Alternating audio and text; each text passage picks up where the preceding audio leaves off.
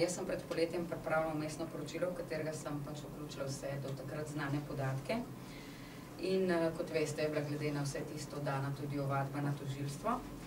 19.7. sem pa ovadbo, torej naznanitev suma kaznivega dejanja, dopolnila, ker smo dobili dodatne dokumente, in sicer iz Urada za preprečevanje pranja denarja.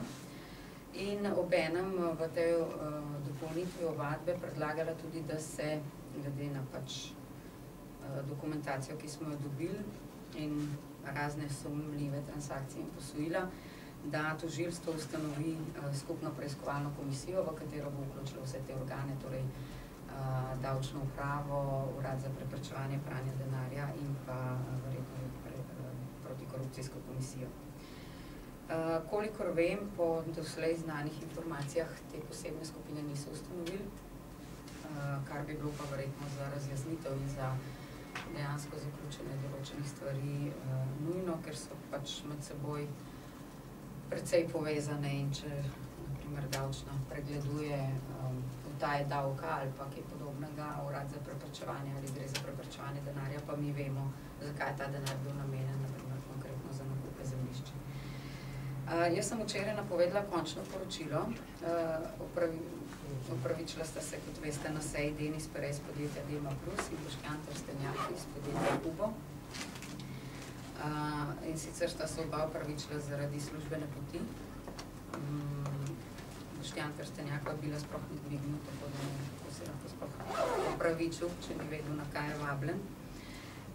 Skratka, isti dan, torej včeraj, tekom dneva smo pa dobili še dodatne dokumente z davčne uprave, ki dokazujejo nekatere naše predhodne trditve, in ker želim pač, da jih priče ali ovržejo ali pa potrdijo, sem ponovno povabila nekatere priče.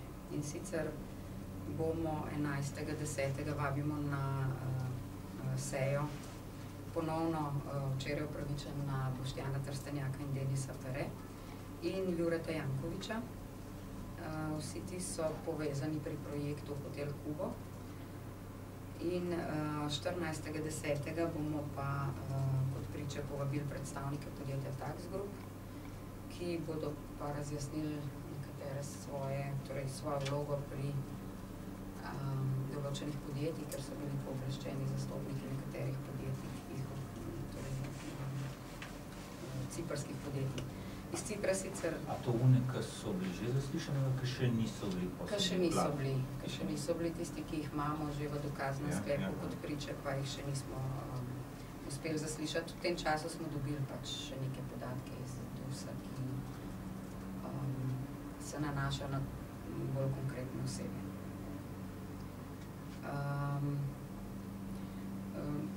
Zdaj, dokumenti iz DURS-a imajo seveda oznako davčna tajnost, tako da ne moram navajati, kaj vse smo dobili, bo pa jasno potem iz zaslišanj. Zaenkrat predvidevamo zaslišanje na odprti seji, če bo pa kakšen tak podatek, ki bi lahko bil, torej, ki je prepoznan kot davčna tajnost, pa bomo sejo zaželi.